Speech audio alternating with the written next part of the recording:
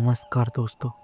स्वागत है आपको हमारी और एक डरावनी एपिसोड में। कहते हैं रात के अंधेरे में जब सारी दुनिया सो जाती है, कुछ आवाज़ें अब भी जिंदा रहती है। क्या कभी आपने एक बंद रेडियो स्टेशन को चलते दिखा है? नहीं ना? तो आइए सुनते हैं आज की एक सच्ची कहानी। 104.4 मृत आवाज है।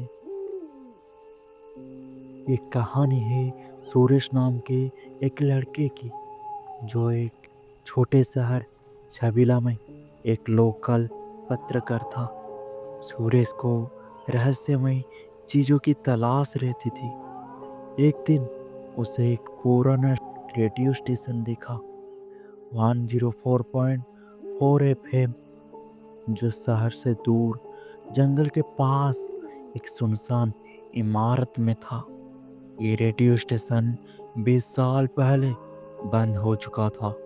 कहा जाता था आरजे अनुज, जो वहाँ रात की शिफ्ट में काम करता था, उसी रेडियो स्टेशन में अचानक एक दिन अनुज लापता हो गया। लोगों का मानना था कि स्टेशन में कुछ असामान्य है, पर कोई कुछ साबित नहीं कर पाया। एक रात सुरेश और उसके दोस्त रवि दोनों ने रात के 11 बजे उस रेडियो स्टेशन पहुंचे। रेडियो स्टेशन पर दरवाजा में जंग लगा था, पर खुला हुआ था। अंदर सब बिखरा हुआ पड़ा था। धूल, टूटी टेबल और एक पुराना माइक, लेकिन टेप रिकॉर्डर चालू था। बिना किसी बिजली के, बिना किसी कनेक्शन के। लेकिन अचानक टेप रिकॉर्डर से आरजे अनुज की पुरानी रिकॉर्डिंग चलती है। आप सुन रहे हैं 104.4 मृत आवाजें, जहाँ जिंदा लोगों को नहीं, मृत आत्माओं की बातें होती है।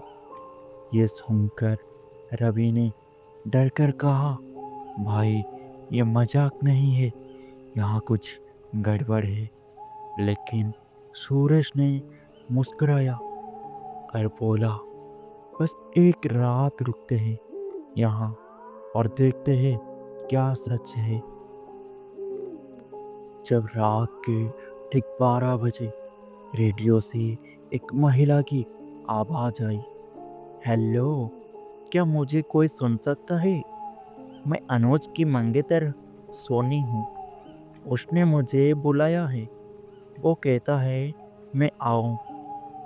ये सुनकर सूरज ने चौंक गया, जैसे ये प्रसारण लाइव लग रहा था। लेकिन यहाँ तो कोई नहीं था। रवि ने डरते हुए कहा, भाई सोनी तो 10 साल पहले एक्सीडेंट में मर गई थी, फिर वो जिंदा कैसे हुआ? लेकिन जब रात के करीब 1 बजे उन्हें एक कमरा दिखा, जिसमें एक नया रिकॉर्डिंग माइक रखा हुआ था और एक डायरी। उस डायरी में लिखा था, मैं मर चुका हूँ, लेकिन मेरी आवाज़ अब भी यहाँ जिंदा है। हर रात मैं लौटता हूँ मेरे मंगेतर सोनी की आवाज़ को सुनने और उसे बुलाने। जो भी मेरी जगह लेना चाहे, उसका स्वागत है। ये सुनकर सूरज की सांसें तेज हो गई। उसे माइक के पास किसी की परछाई दिखी, एक आदमी जिसके सिर पर हेडफोन था, और वो बोल रहा था, आरजे अनुज। और अगली कहानी सुनाने आ रहा है सुरेश, अब वो मेरी जगह लेगा। ये सुनकर रवि ने जोर से चिल्लाया और बोला, सुरेश चल भाग यहाँ से। लेकिन सुरेश जैसे हिप्नोटाइज हो गया था। वो माइक के सामने बैठ गया और बोलने लगा, आप सुन रहे हैं 104.4 मृत आवाज़ें। अब मेरी बारी है कहानियाँ सुनाने की।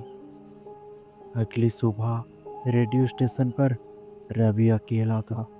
सूरज वहाँ नहीं था, बस उसकी आवाज़ रेडियो से अब भी आ रही थी। आज भी कुछ लोग कहते हैं अगर आप अपनी कार की एफएम पर 104.4 लगाएं और रात के 12 बजे सुने तो आपको कोई नई आवाज़ कहानियाँ सुनाने लगती है। हो सकता है वो सूरज हो या कोई और जिसने अपनी आवाज़ दे दी है उसे स्टेशन को। अब अगली बार जब आप रेडियो ऑन करें तो एक बार पीछे जरूर देखें, कहीं कोई आपकी आवाज़ उधार लेने ना आए। ये थी आज की एक डरावनी एपिसोड। आपको अगर ये कहानी पसंद आई है तो हमारी चैनल को ज़रूर सब्सक्राइब कीजिए